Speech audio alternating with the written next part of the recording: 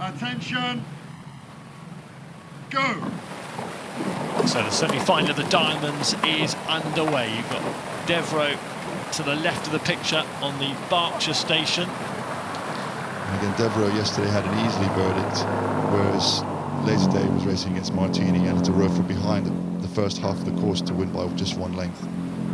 Dara Alizadeh, and that will make a difference. We talked a bit about conserving energy through the week, and that's exactly the example we're after, isn't it? One competitor's had to strain every sinew to absolutely nail the place in the semi-finals. The others had it fairly straightforward, and that does make a difference when you get to the semi-finals, especially in the singles. Particularly in the single, because you are on your own and it is heavier than every other boat, and the race lasts longer, you take more strokes.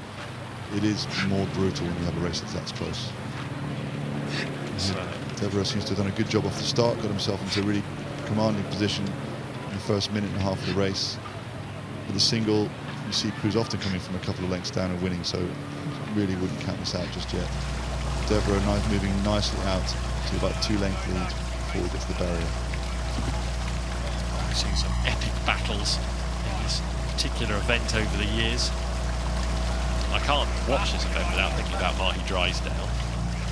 When you got rowed to a standstill, I mean, incredible, wasn't it? The best single sculler in history. Even he can be broken at Henley. Still baffled by that. Incredible. So we have this year's event, the Diamonds this year, purring along nicely. It's Devereux, 3 or 4 lengths up. So this is really where you mentally have to think, okay, I've got to get into something that's an inch quicker every stroke and just bide my time and row my way back on terms. Yeah, patience. We talked about patience. It's so much about that, isn't it? Because you're not going to turn this around in 1 or 2 strokes. You need to remember how much water you've got ahead of you and try and win it on the line rather than the next 10 strokes. Correct, and it's just too expensive to try and go really quickly now for the next 10 strokes, maybe make a length, instead of just like sculling a little bit better, slightly more efficient, apply maybe 2 or 3% more power, and just chisel away at the guy in front of you until you get yourself back on terms and back in the race.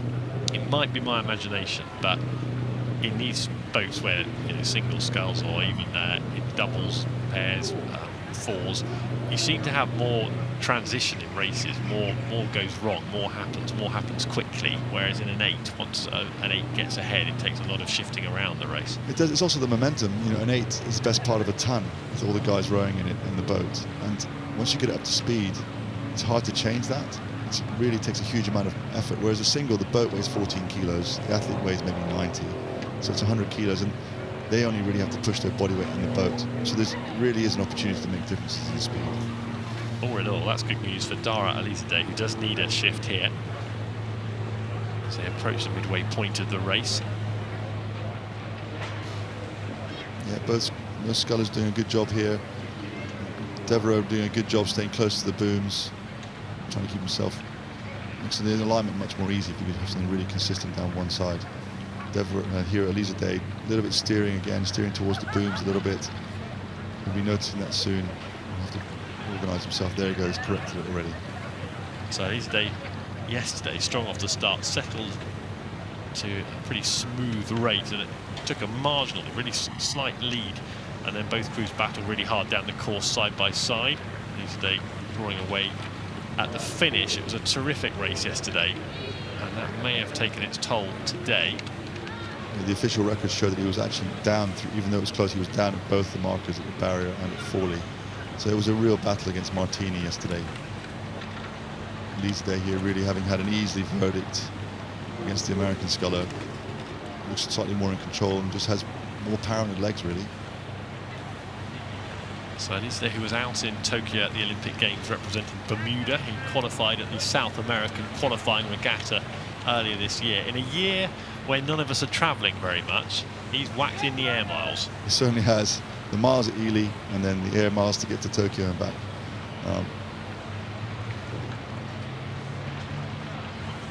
Just having a look at these boats, they seem to be making fairly easy work of the steering here. I mean, look at that, it's absolutely perfect, isn't it, from Devereux.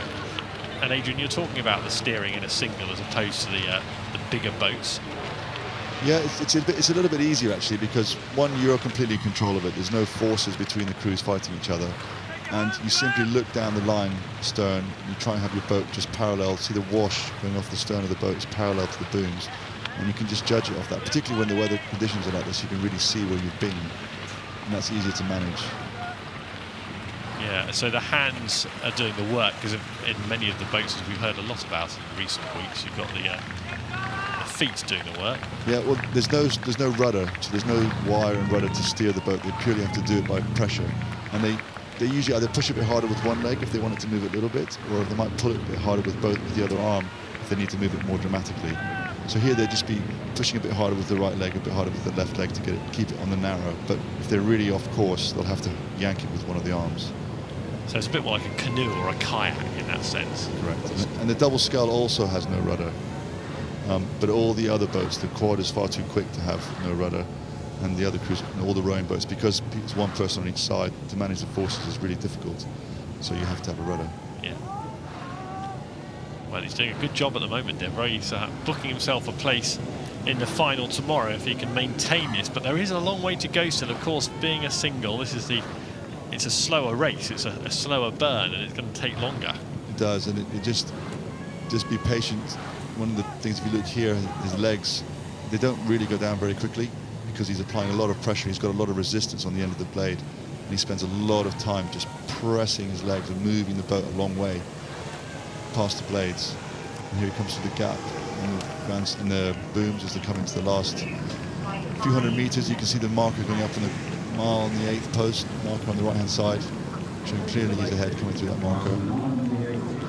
You get the famous pineapple trophy, the cup to keep, isn't it, in this one? Yeah, the silver goblet. It's an amazing trophy. If you are in the grandstand, do go to the trophy tent and just see all the magnificent, priceless bits of silverware that are on offer. So Devereux's got half an eye on that now, I'm guessing.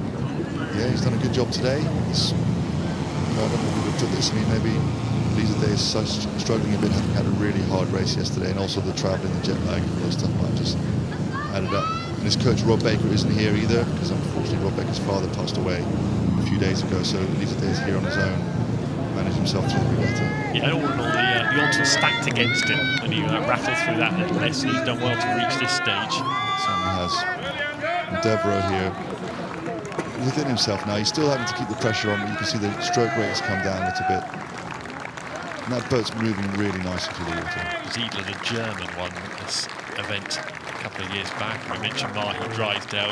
We're looking at a time of, 7:35, maybe 8 minutes, a bit slower than water this time round to 2019. So it's a gruelling competition for these single scullers. But well done to Devereux, who is into the final of the Diamonds tomorrow. A really good performance. We've talked about Dara Alizadeh all the way down the course. Good effort from him. Had a lot of adversity to deal with in the last couple of weeks, but he comes through the semi-final against Devereux, the winner. The red boat just paddling past us now. What an achievement in the single to get to a Henley Raw Regatta final. A dream come true, I'm sure, for Devereux.